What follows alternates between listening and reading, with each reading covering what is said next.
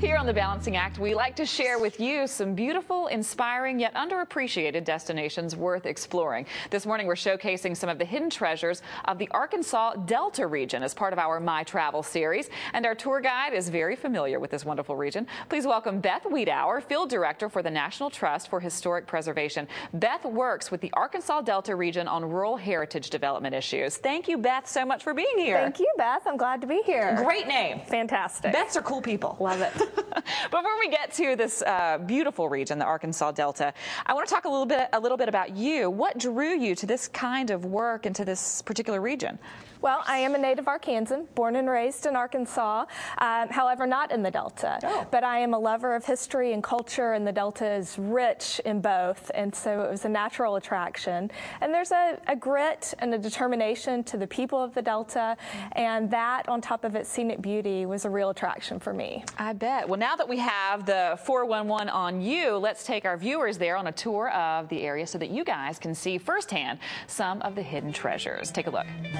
The Arkansas Delta serves 15 counties along the Mississippi River in eastern Arkansas. The region includes two intersecting national scenic byways, the Arkansas segment of the Great River Road and the Crowley's Ridge Parkway. The Great River Road is closely aligned with the Mississippi River, while Crowley's Ridge is a unique erosional remnant created during the Ice Age that rises as much as 200 feet above the otherwise astonishing flat floodplain of the Arkansas Delta.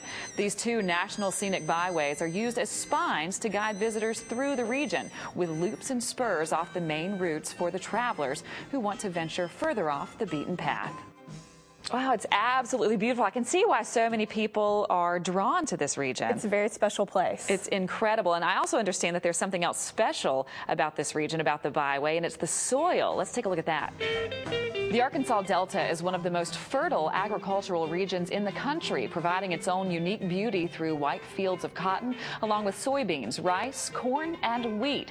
There is one undeniable truth about the Arkansas Delta: the land defines the people. However, what makes the land fertile is also what makes it fickle. The alluvial soils of the Arkansas Delta are literally the residual soil left behind after the shifting and meandering of the mighty Mississippi River.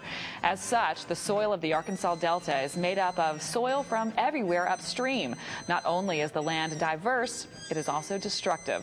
The same land that gives by producing some of the richest crops anywhere also takes away by its very nature with rain, drought, flood, and storm.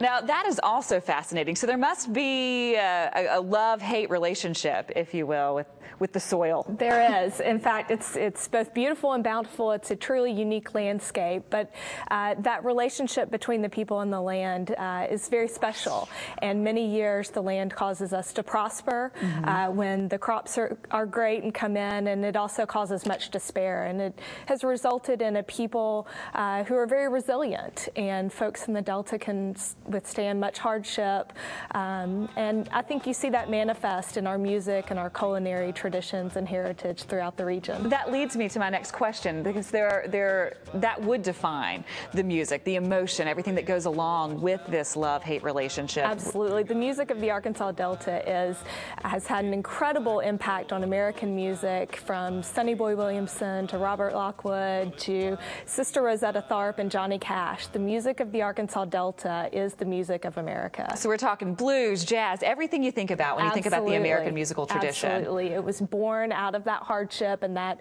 love-hate relationship with the land right here in the Delta. Now, I understand that you have some Arkansas Delta trivia questions for me this morning. We do. We've got a couple of trivia questions. Okay. We'll see if we can stump you. Okay. Let's see. What town was closest to the nation's largest maritime disaster, even larger than the Titanic? Larger than Titanic. We're talking about the Sultana. We are. Great job. So I'm guessing Marion. You might be correct. Am I correct? You are correct. In 1865, at the end of the Civil War, the Sultana was carrying back both Union and Confederate prisoners of war from Vicksburg, and had just departed from Memphis when it exploded with over 1,800 passengers. 1,800. So